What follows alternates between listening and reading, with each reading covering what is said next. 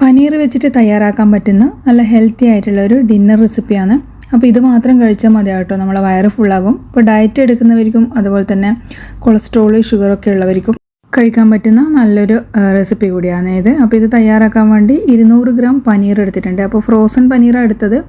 അത് വെള്ളത്തിലിട്ടിട്ട് അതിൻ്റെ ആ ഒരു ഐസായിട്ടൊക്കെ ഒന്ന് മാറ്റി ഒന്ന് സോഫ്റ്റ് ആക്കി എടുത്തതാണ്. പിന്നെ ഇതിന് ആവശ്യമായിട്ടുള്ളത് നമുക്ക് ഒരു സവാള ഇതുപോലെ പൊടിയായി അരിഞ്ഞതും, പിന്നെ ബട്ടർ വേണം, പിന്നെ അതുപോലെ തന്നെ മല്ലിച്ചപ്പും കുറച്ച് ഗ്രീൻ പീസും എടുത്തിട്ടുണ്ട്.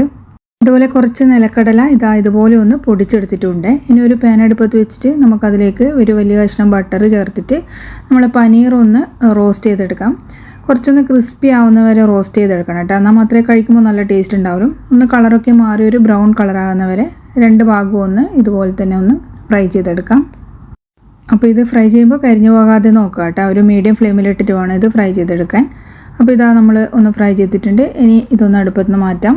അതേ പാനിലേക്ക് തന്നെ നമ്മളിനി ഇട്ട് കൊടുക്കുന്നത് പിന്നെ നമ്മളെ ഉള്ളിയാണ്. സവാള ചെറുതായി അരിഞ്ഞ് ചേർത്തിട്ട് അത് നല്ലപോലെ ഒന്ന് വഴറ്റിയെടുക്കാം. ഒരുപാടങ്ങ് വെന്ത് ഇതാവേണ്ട ആവശ്യമൊന്നുമില്ല കേട്ടോ, ഒന്ന് സോഫ്റ്റായി കിട്ടിയാൽ മതി. അപ്പോൾ സോഫ്റ്റായി കിട്ടാൻ നമുക്ക് കുറച്ച് ഉപ്പും കൂടിയും ചേർത്തിട്ട് ഇതാക്കിയെടുക്കാം. ഇനി അതുപോലെ തന്നെ ഒരു നുള്ളി കുരുമുളക് പൊടിയും ചേർക്കുന്നുണ്ട്, കുറച്ച് മഞ്ഞൾപ്പൊടിയും ചേർക്കുന്നുണ്ട്.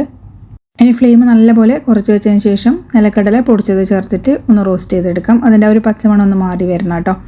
അതുപോലെ തന്നെ ഗ്രീൻ പീസ് ചേർക്കുന്നുണ്ട്. ഗ്രീൻ പീസ് നമ്മളെ ഫ്രഷ് ഗ്രീൻ പീസ് ഉണ്ടല്ലോ, ഫ്രോസൺ ഗ്രീൻ പീസ്, അതാണ് കേട്ടോ ചേർത്തത്. അപ്പോൾ നിങ്ങളുടെ അടുത്ത് ഡ്രൈ ആയിട്ടുള്ളതാണെന്നുണ്ടെങ്കിൽ ഒന്ന് കുതിർത്ത് വെച്ചിട്ട് നമ്മൾ കുക്കറിൽ വേവിച്ചിട്ടൊന്ന് ചേർത്താൽ മതിയേ.